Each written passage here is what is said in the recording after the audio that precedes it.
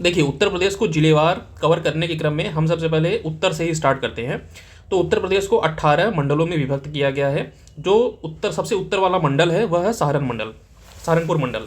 सहारनपुर मंडल में 3 जिले आते हैं। एक है सहारनपुर, सबसे उत्तरी जिला। दूसरा है मुजफ्फरनगर और तीसरा है शामली, ये वाला जिला है शामली। इन तीनों जिलों के बारे में एक एक करके अध्ययन करते हैं। सबसे पहला जिला है सहारनपुर जिला। सहारनपुर मंडल में सबसे पहला जिला है सहारनपुर मंडल। सहारनपुर मंडल में जो सबसे पहला जिला है वह सहारनपुर जिला। तो सहारनपुर जिला की क्या इंपॉर्टेंट बातें हैं, तो सबसे पहले सहारनपुर के बारे में इसका ओडीओपी जानना काफ़ी इंपॉर्टेंट है।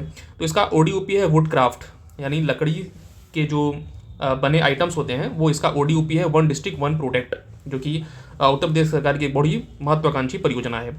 सहारनपुर के बारे में अगर हम बात करें तो यहाँ से एक नदी ओरिजिनेट होती है जिसका नाम हिंडन नदी है।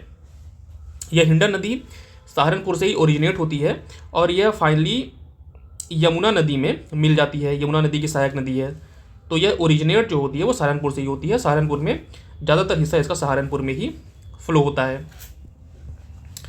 सहारनपुर के बारे में नेक्स्ट इंपॉर्टेंट बात यह है कि यह एनसीआर में शामिल नहीं है। This is very important. Saharanpur मंडल के 2 अदर जिले जो हैं, जो कि शामली और मुजफ्फरनगर है, वह एनसीआर में शामिल है, लेकिन सहारनपुर मंडल एनसीआर में शामिल नहीं है।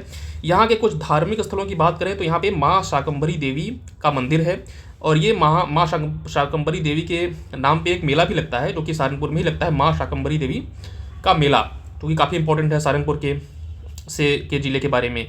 और ये जो माँ शाकंभरी देवी का मंदिर है, ये जो भारत में 51 शक्तिपीठ हैं उनमें से एक शक्तिपीठ भी है।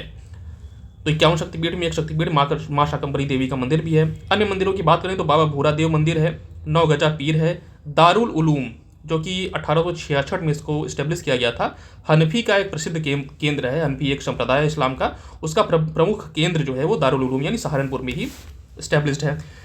सहारनपुर में ताम्रकांस संस्कृति के काफ़ी साक्ष्य भी मिले हैं पुरातात्विदों के द्वारा।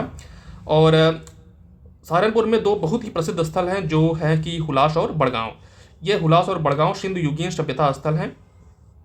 तो जो सिंधु घाटी की सभ्यता है उसकी जो सबसे पूर्वी स्थल है वो सहारनपुर में ही मिले हुए हैं। तो उसका पूर्वी जो बाउंड्री है वह सहारनपुर के हुलास और बड़गांव में ही पाए जाते हैं। सहारनपुर के बारे में अगर बात करें तो यहाँ पे बुक्सा जनजाति भी निवास करती है। सहारनपुर की अगर हम बात करें तो सहारनपुर में जैसा आपको पता चल रहा है कि इसके उत्तर में उत्तराखंड राज्य है और इसके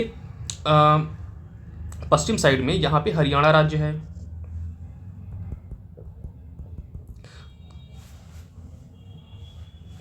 ये हरियाणा राज्य है, ये उत्तराखंड राज्य है। तो उत्तराखंड की जो सीमा है वह सहारनपुर की जो सीमा है वह उत्तराखंड से भी मिलती है और हरियाणा से भी मिलती है। और सहारनपुर जो है उत्तर प्रदेश का सबसे उत्तरी जिला भी है। नेक्स्ट जिले की बात करते हैं जो कि है मुजफ्फरनगर। इसकी सीमा उत्तराखंड से मिलती है। यहाँ का ओडीओपी अगर हम देखें तो ये ओडीओपी गुड़ है। मुजफ्फरनगर को भारत का चीनी बाउल भी कहा जाता है। चीनी का प्रोडक्शन ठीक ठाक यहाँ पे होता है, इस वजह से भारत का चीनी बाउल भी कहा जाता है। अब जैसे यहाँ की एक रीजनल नदी थी जो कि हिंडन थी, जो कि यमुना की सहायक नदी थी। यह मुजफ्फरपुर में भी एक नदी मिलती है जिसका नाम है काली नदी, और यह काली नदी के किनारे ही एक मंडी नामक गांव भी बसा हुआ है, जिससे अभी जो है हाल ही में सिंधु घाटी सभ्यता के साक्ष्य यहाँ से भी मिले हुए हैं। तो काली नदी मुजफ्फरनगर में बहती है मुख्यतः।